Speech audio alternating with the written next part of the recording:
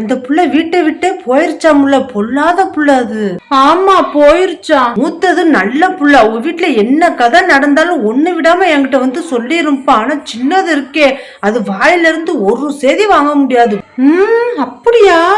அடுத்த வீட்டு செய்தியை கேட்டு வீடு வீடா விளம்பரம் படுத்துறதுக்கா? இதுனா என்ன புத்தி? நடக்கிறதானம்மா பேசுறோம், இதுல என்ன இருக்கு?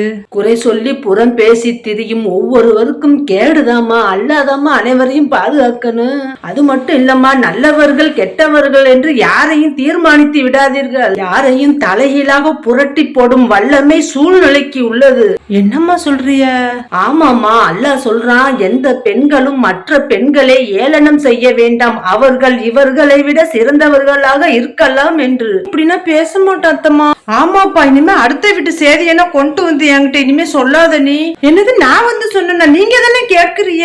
அடுத்தவங்க மேல பழிய போற குணங்களை மாத்துங்க.